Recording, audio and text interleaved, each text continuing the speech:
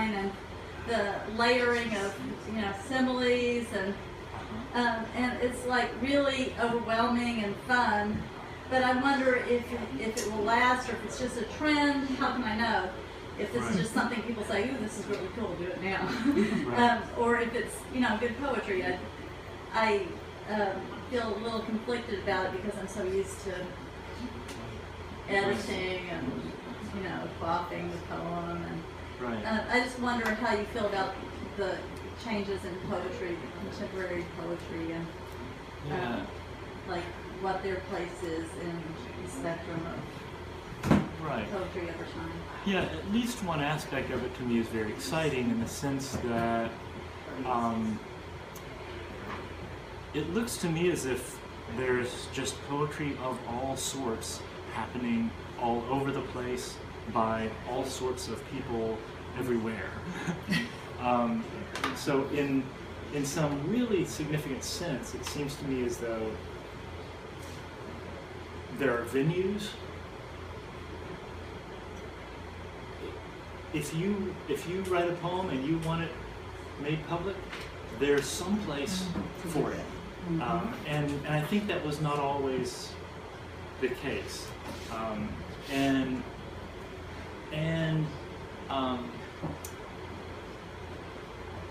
Though there are still very significant effects of sort of traditional power structures at work in the poetry world, who gets to decide what's good and so on. There's a lot of lingering stuff in that. There's also, you can find your group. You can find people who are interested in what you've got to say and that you're interested in what they have to say. That you can find and create communities. So it seems, in that sense, very, very empowering. Yeah. Very enabling. I would say that it's almost poetry's. Somebody will listen to you. Poetry's necessity to survive is to respond to this hegemonic sort of masterminding of our own minds by between culture and system, and so if you think about how much of what you say at work, what I say at work, and what we say in class and so forth is actually already pre-said. It is the plurality of the poetic form now is actually, one way to look at it is actually a response, a form of resistance, a critical consciousness. That's one way I'd say it. But the other thing I'd like to add is, don't forget Whitman wrote pretty damn long lines. I mean, and that was pretty radical for his time. And that was pretty so radical. So maybe it's a return to that. Well, it's not a return. I mean, it's in the sense that it was always there. So but I just recently, it's also very empowering because, if you and I go to see a movie, we'll walk out of the movie, and both of us will feel authorized to say, I love that movie, that was brilliant, or that movie sucked. Both of us feel as though I am entitled to make my own decision about my response to that movie. I can feel how I felt about that movie. But that gets beaten out of us in school in relation to poetry. Oh, does Harold Bloom say this is good? Well, would Helen Keller agree with me? Is this a good poem? How do I tell? As if you're not authorized to understand your own response to a poem. And so it seems to me that the kind of variety that you're pointing out is also a reminder to us that you've got just as much right in relation to a poem as you do in relation to a movie or a popular song or whatever. And that brings us back to Arik's part of her statement, right?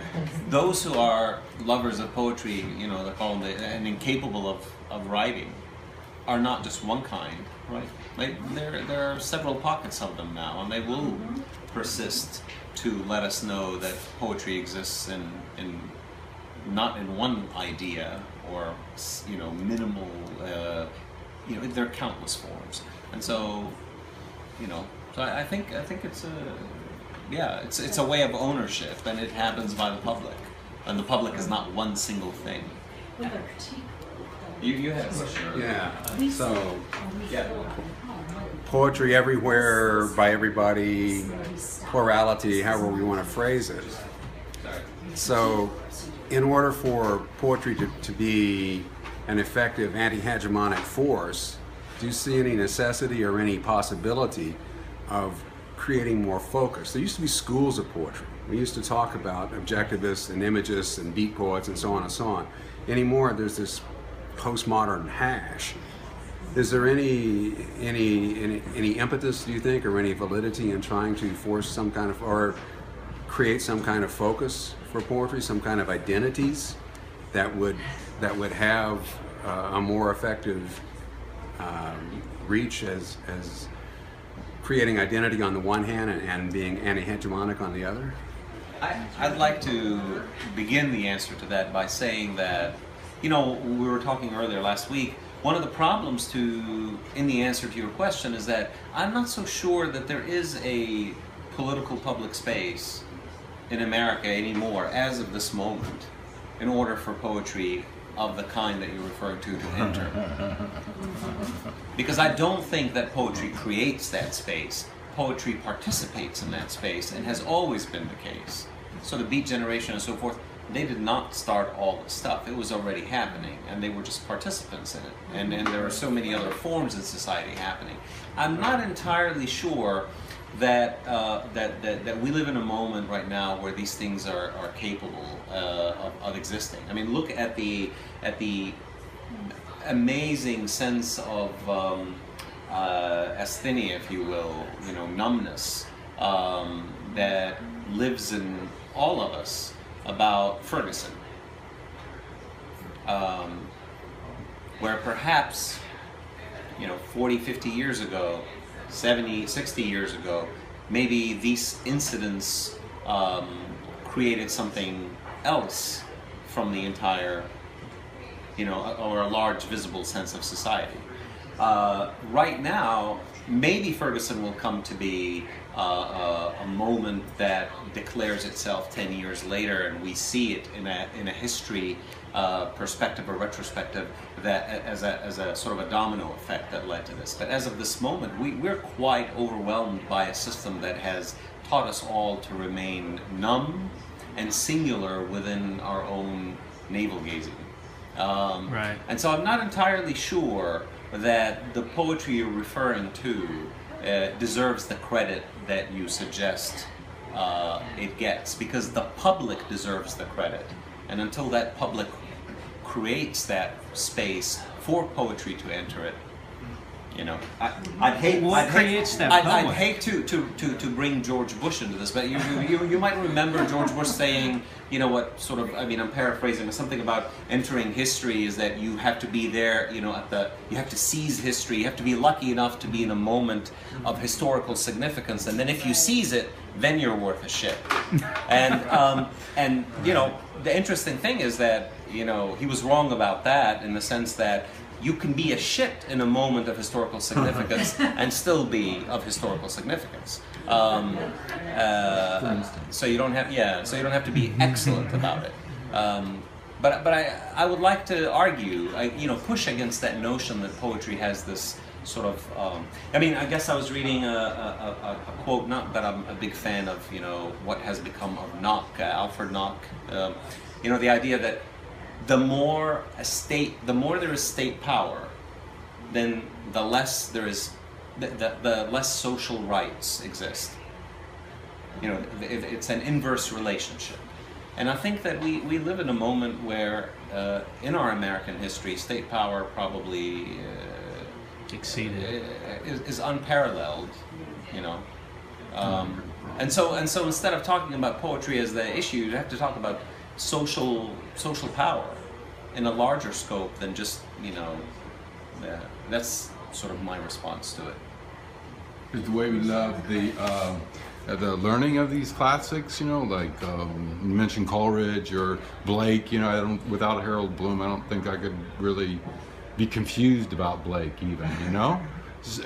Right. So like there's Blake also would like you to be confused. in your yeah, in your reference to Benjamin, for example, like I'm trying to sort that out. Like I appreciate the understanding.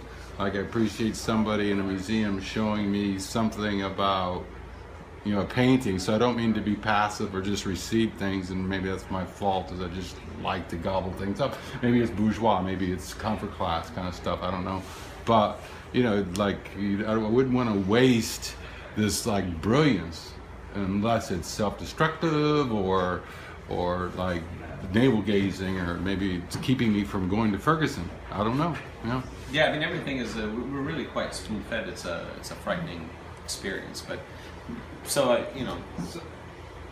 But that would be my point, actually, is that the numbing out of the American public is a function of softcore fascism and the government allowing it, and that the public space is not going to be created under those conditions. Right, and the business of bookmaking is quite complicit in this. I read something recently, a poet saying that poetry has become a mere dialogue between poets. What are your comments on that at this point? Do you think To a large extent, it is. You know, because I think we also live in an age of sub categories Right. and disciplines. I think Harvey mentioned earlier something about poetry's desire to compete with the sciences. I mean, we live in an age of sort of unheralded explosion of sciences and of knowledge. So poetry wants to sort of conduct itself as its own form of knowledge. You know, it's own kind of a fragmentation going on in all those various branches I of think knowledge? that's part of it. Is that, you know, you can't talk philosophy with a philosopher because he or she will undoubtedly know more than you, and you can't talk medicine with a doctor because he or she will know more than you. So you just have to, you know, say, I know more about poetry than you, so you shut up, and I'll talk with only poets who understand. Right. And Is there a way to break that? Or I don't know. That's why I just think we're coming back to the public space notion. Right. As they, Yeah, you mentioned seeing yourself as a curator of language, which I find really interesting. And I was wondering, I mean, there's a positive side to it, which in one of the essays in that book, Others Will Enter the Gate, you know, Eva, I don't know how you say her name, the Polish poet, Kryskiel, you know, or whatever, however she say her name. But anyway, she talks about poetry as an immigrant, a translator, looking at it as third space of language, you know. And she says, language is just a playland, you know, which I think connects to your idea of curator of language. So that's the positive side of it, that it's like a field wide open to a non-native speaker of language or somebody who feels alienated for some other reason. But the negative side could be what Fady is talking about, the extinction of public space. So I'm wondering, is it our helplessness that compels poets today to be curators of language and just go wild with language? Because this is about I don't know, only thing we can do. What do you think? Yeah, I mean, I do think that